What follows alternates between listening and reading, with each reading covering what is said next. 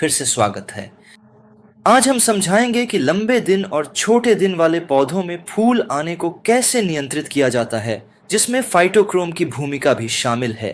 कॉकलबुर जैंथियम स्ट्रोमेरियम 1930 के दशक में बन्ना और हैमनर ने इस प्रजाति पर प्रकाश या उसके अभाव के प्रभाव को लेकर कई टिप्पणियां की थीं। आज हम कॉकलबुर को एक शॉर्ट डे प्लांट के रूप में वर्णित करते हैं, क्योंकि इसके फूल आने के लिए लंबी रात की आवश्यकता होती है।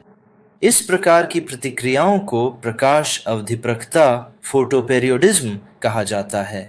जब फूल आने की बात होती है तो यह प्रक्रिया एक जटिल मैक्रोमोलिक्यूल जिसे फाइटोक्रोम कहा जाता है की सांद्रता द्वारा शुरू या रोकी जाती है। सूर्य के प्रकाश की उपस्थिति में फाइटोक्रोम का एक रूप, जिसे फाइटोक्रोम रेड कहा जाता है, फाइटोक्रोम के दूसरे रूप फाइटोक्रोम फार रेड में परिवर्तित हो जाता है। क्योंकि सूर्य के प्रकाश में फार रेड लाइट की तुलना में रेड लाइट की मात्रा काफी अधिक होती है, इसलिए दिन के समय फाइटोक्रोम रेड का फाइटोक्रोम फार रेड में परिवर्तन विपरीत प्रतिक्रिया की तुलना में अधिक होता है। और जैसे जैसे दिन आगे बढ़ता है, फाइटोक्रोम फार रेड की सांद्रता बढ़ती जाती है और फाइटोक्रोम रेड की सांद्रता घटती जाती है।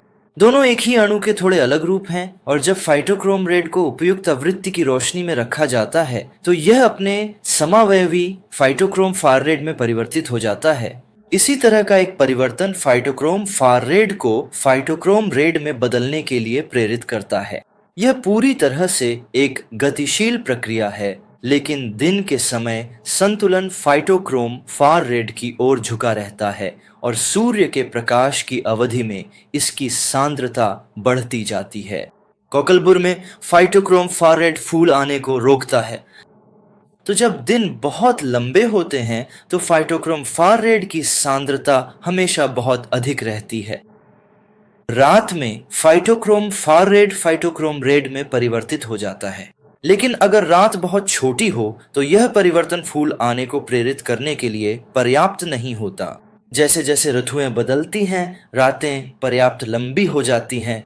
कॉकलबुर को अंधकार की एक निश्चित मात्रा की आवश्यकता होती है, यानी 9 घंटे या उससे अधिक लगातार अंधकार।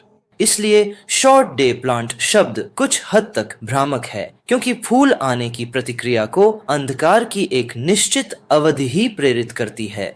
दूसरी ओर पालक, सलाद और कैलिफोर्निया पॉपी जैसे कुछ पौधे, जिन्हें यहाँ दिखाया गया है, केवल तभी फूलते हैं जब दिन पर्याप्त लंबे हों, यानी जब फाइटोक्रोम फार रेड की मात्रा अधिक हो जाए। और जब इसकी सांद्रता पर्याप्त रूप से अधिक हो जाती है तो फूल आना शुरू हो जाता है। एक बार जब दिन पर्याप्त लंबे हो जाते हैं तो फाइटोक्रोम फार रेड का दैनिक संचय इतनी मात्रा में हो जाता है कि रात में होने वाली विपरीत प्रतिक्रिया के बावजूद दिन में बनी हुई सांद्रता फूल आने की प्रक्रिया को शुरू करने के लिए पर्याप्त होती है। इन पौधों को लॉन्ग डे प्लांट्स कहा जाता है, क्योंकि इन्हें बढ़ती हुई दिन की लंबाई या और भी महत्वपूर्ण रूप से कम होती अंधकार की अवधि द्वारा प्रेरित किया जाता है।